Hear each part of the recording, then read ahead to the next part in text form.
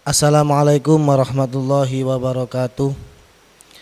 Alhamdulillah, kini kita telah hadir kembali tentunya masih dalam channel kesayangan kita bersama Pondok Pesantren Darul Mafatihil Ulum dalam keadaan sehat walafiat.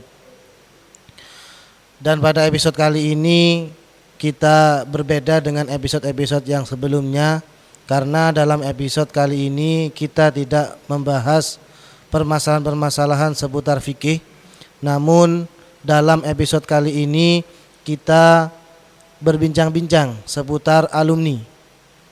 Sejauh mana peran alumni di daerah masing-masing dengan tema yang telah kami usung, peran alumni dalam mengembangkan, memajukan dan membesarkan Pondok Pesantren Darul Mafatihil Ulum.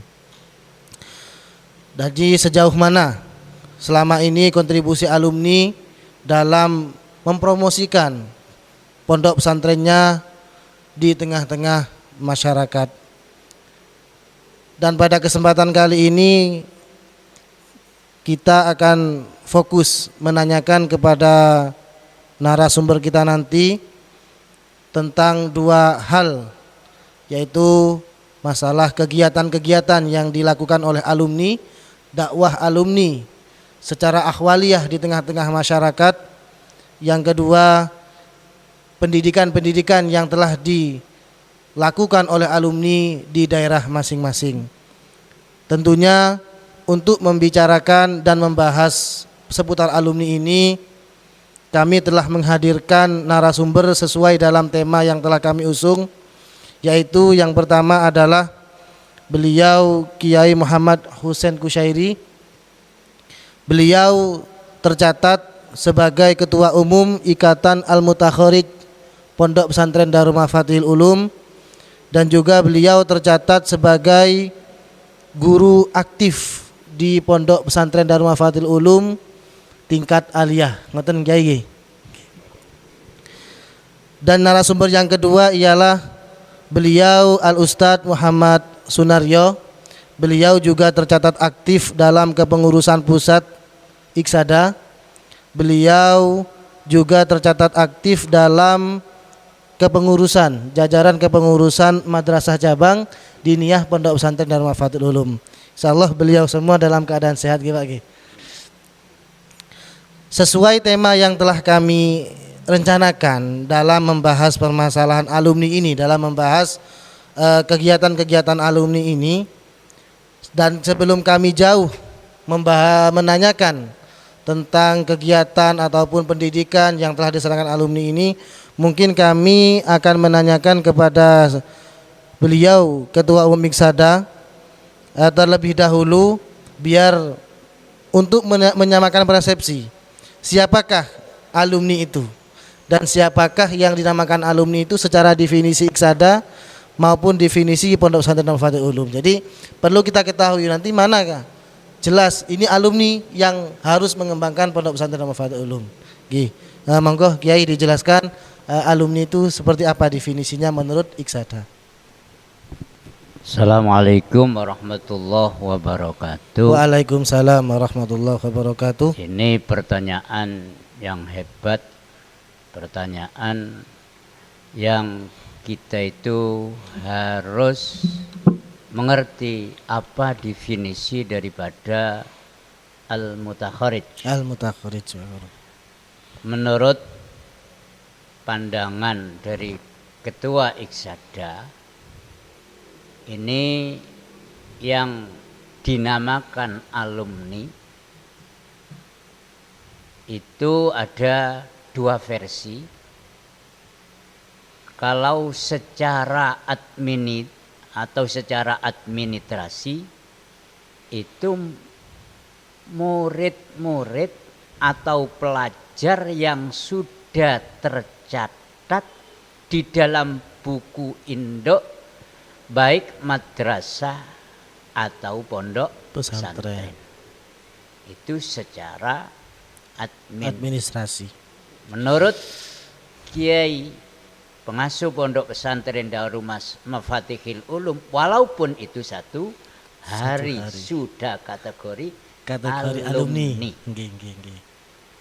Tetapi kalau menurut secara ta'limul muta'alim atau secara akhlak, siapapun yang pernah mengaji ke masyayikh pondok pesantren Darul Mafatihil Ulum atau pada para asatidzah itu juga kategori alumni. Walaupun itu hanya mengkaji atau sorokan atau ngaji kupingan dan waktu Ramadan itu juga termasuk alumni.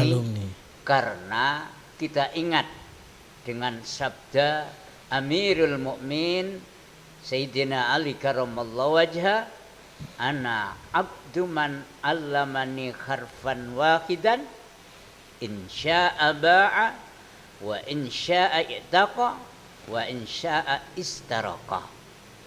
Kata Sayyidina Ali, aku, kata Sayyidina Ali, hambanya orang yang mulang saya walaupun itu satu huruf, baik aku ini dijual atau dimerdekakan atau dijadikan budak. Ini Sayyidina Ali yang mengatakan. Sayyidina Ali itu termasuk, kata beliau, Rasulullah sallallahu alaihi wasallam, ana madinatul ulum wa ali babuha. Sayyidina Ali ini termasuk babul ulum, mengatakan demikian. Apalagi kita yang sebagai orang biasa.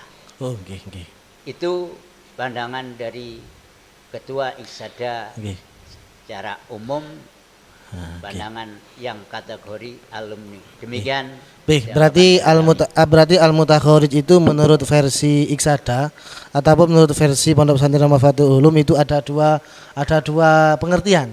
Jadi yang pertama adalah alumni atau al-mutakharij, santri-santri al-mutakharij yang tercatat dalam buku induk, baik itu hanya sekolah ngalong bahasa kita Kiai ataupun mukim di Pondok Pesantren Mafatihul Ulum, meskipun beliau belajar di pondok itu hanya satu hari. Kemudian yang kedua adalah versi taklim versi Sayyidina Ali, bahwa siapapun yang pernah ngaji kepada masyayikh dan atau ustadz Pondok Pesantren Mafatihul Ulum, meskipun sorokan ataupun yang lainnya, itu juga bisa dikatakan alumni, ngaten Kiai. Nah, jadi itulah dikatakan alumni menurut versi Pondok Pesantren Darul Mafatihul Ulum.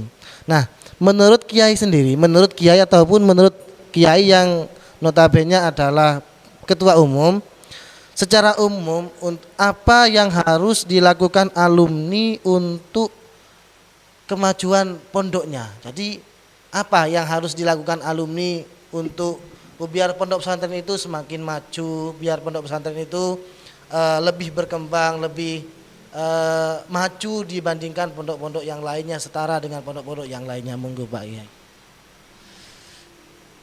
Ini pertanyaan yang kedua, yaitu masalah apa lagi? Secara umum, apa yang harus dilakukan oleh alumni untuk memajukan pondok pesantren Darul Mafatihil Ulum? Alumni itu punya kewajiban, di antaranya bagaimana pondok pesantren itu bisa rame atau bisa maju. Ini yang menjadi titik tolaknya adalah alumni. Karena apa? Karena maju tidaknya pondok pesantren tergantung alumni. Apakah alumninya itu memondokkan ke pondoknya atau tidak? Ini keharusan daripada alumni, harus anaknya itu di pondok diletakkan pada pondoknya alumni, yakni pondok pesantren Darul Mafatihil Ulum. Apakah itu anaknya sendiri atau keluarganya atau tetangganya dan yang lain. Bagaimana caranya alumni itu sekira dilihat oleh masyarakat, oh ini alumni dari Mafatihil Ulum, akhlaknya demikian, karena orang bisa tertarik itu apa katanya alumni. Artinya alumni kalau berakhlakul karimah pada masyarakat, ini secara otomatis nilai masyarakat bukan dari segi ilmunya dulu, tapi dari segi ahwaliyah atau akhlakul karimah. Kalau sudah alumni sendiri niki sudah menjadi contoh pada masyarakat, insya Allah masyarakat itu nggak ada lagi yaitu anaknya nanti ikut ustadz ini, ikut pondok pesantren ini kiainya dari pondok pesantren, ini akhlaknya luar biasa. Biar kita nanti anak ini menjadi termasuk akhlakul karimah di masyarakat.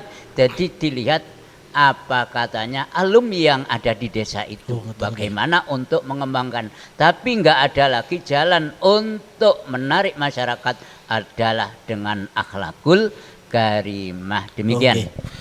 Berarti yang kami tangkap dari penjelasan Ketua Umum Iksada tadi, beliau Kiai Muhammad Husain Qusairi, bahwa sejatinya atau kewajibannya bagi seorang alumni itu adalah dalam memajukan pondok pesantren Darul Mafatihil Ulum, yang kami tangkap itu ada dua.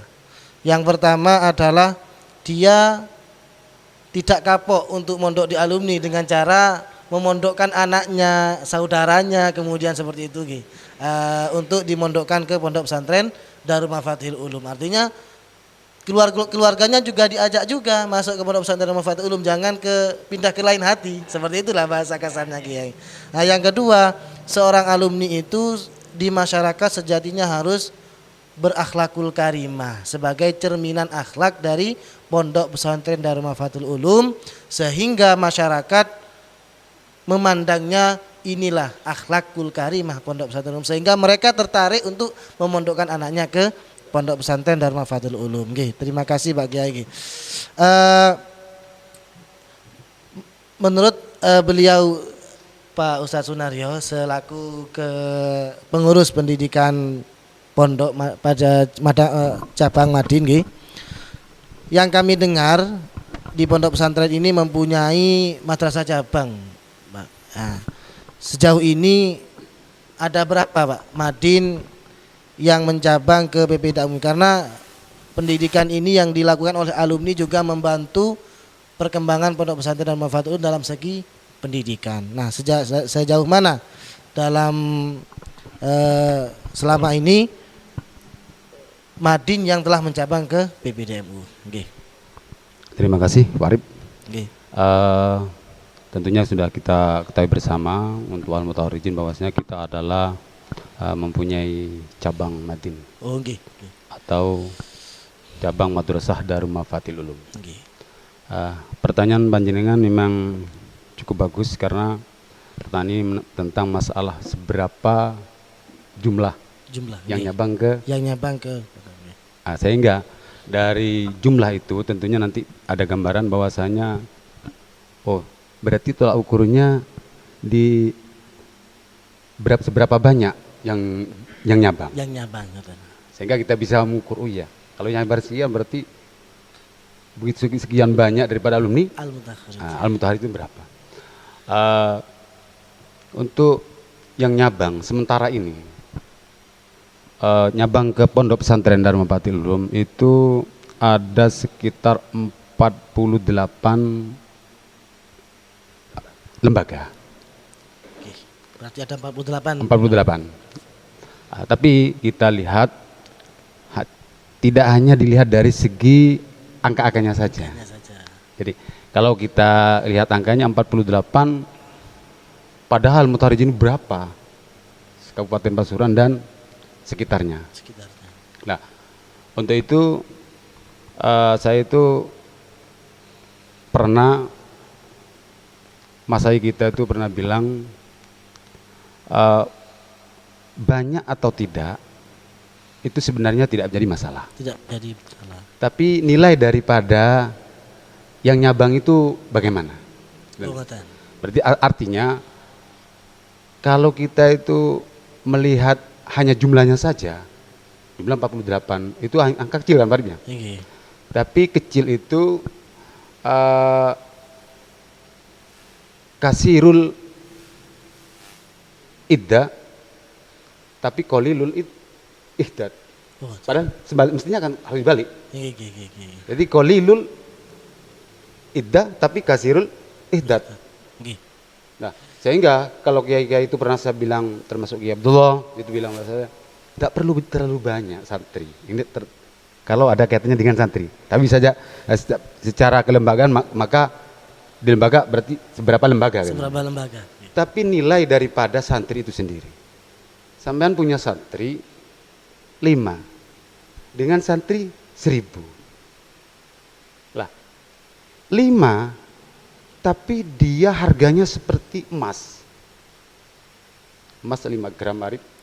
Ya, kalau dibandingkan dengan batu di Gedung Rejo satu truk tentunya hampir sama. Sudah jauh beda, Pak. Jauh beda. Malah lebih. Banyak. Nah, inilah. Makanya kalau sekarang maka nilai daripada 48 ini memang kita akan dongkrak. Nilainya menjadi seperti emas. Ya, mungkin ke depannya mungkin ada yang mau nyabang. Untuk yang sementara ini sudah ada dua yang menyabang itu ke pondok pesantren dan akan ditindaklanjuti setelah Syawal ini. Itu nanti ada yang mau daftar lagi dua. Daftar lagi 2. Oh, saya kira itu Pak. Terima kasih. Berarti jumlah yang nyabang lembaga itu ada 48. Namun ini bukan menjadi tolak ukur. Tapi seberapa kualitas santri yang nyabang tersebut itu. Untuk pesan ini Pak, biar alumni yang mempunyai lembaga itu yang masih belum nyabang, yang mungkin ada alumni yang masih belum nyabang, sebagai pesan ataupun sebagai pengetahuan kepada mereka, manfaat nyabang ke pondok pesantren itu apa? Manfaat kenapa kok harus mencabang ke DMU? Dan apa manfaatnya atau kelebihannya kok harus mencabang ke DMU? Kok tidak ke sendirilah istilahnya? Dasar nyabang wis, saya sendiri aja di sini. Nah, kenapa kok harus nyabang ke DMU? Terima kasih. Ini memang sebenarnya harus dijelaskan secara rinci. Tapi yang saya tangkap dari pertanyaan ini hanya kenapa harus nyabangnya. Jadi kalau manfaatnya atau kontribusinya, saya kira ini sudah istilahnya maklum daruri Pak ya. Manfaatnya sudah maklum daruri. Ya, manfaatnya. Tapi pertanyaan panjenengan yang paling bagus itu tadi, kenapa harus nyabang? Lah, ini gini. Coba Pak Arif, kita itu pahami betul dari arti cabang itu sendiri. Cabang dalam artian orang yang nyabang itu berarti namanya ranting kan itu Pak Arif. Lah, ini berarti kalau kita melihat makna daripada cabang itu sendiri, ranting. Ini kalau kata orang Jawanya apa Pak? Ranting. Ya ranting Pak ya. Pang Pak ya, pang. Tapi kata Inggrisnya Pak Arif, rancak Pak Arif. Rancak gitu. Inggris timuran. Iya, Inggris timuran itu rancak gitu ya. Nah, rancak otomatis kalau rancak ini putus dari aslubnya, artinya dari cabangnya. Jari Jawa ini poe ya. Bongko aneh. Maka dia dikatakan bukan sajarah lagi Pak. Tapi namanya adalah hatop, kayu rencek Pak ya. Yang manfaatnya hanya dibakar gitu Pak ya. Tapi kalau dia itu masih cabang ini masih nyambung dengan induknya, maka dia akan berbuah, berbunga dan berbuah. Dan manfaatnya insya Allah nanti bisa ke masyarakat secara umum. Nah, itu mengapa harus kita itu menjadi cabang, sehingga nyambung antara yang sebenarnya. Sehingga di dalam nyambung ini, maka di situ sebenarnya kita melihat teman-teman yang nyabang, ya, karena nyabangnya itu ke pondok pesantren. Maka di situ sebenarnya pertama adalah kita itu mengharap barokahnya. Barokahnya. Karena dengan adanya nyambung tadi, maka barokah itu, lingkup barokahnya sudah terintegrasi di situ. Gitu loh, nah, karena sehingga nanti kalau kita itu tidak nyabang, jangan-jangan nanti menjadi hatop, bukan sajarah lagi. Terputus itu. Ya, gitu, ya. Karena itu rancak namanya. Ya. Nah, kalau kita analogikan dengan apa itu batu Hajar Aswad namanya. Hajar Aswad itu baritnya. Ini hanya dianalogikan sehingga nanti kita berpikir bagaimana kita tuh nyabang sebenarnya. Nyabang sebenarnya.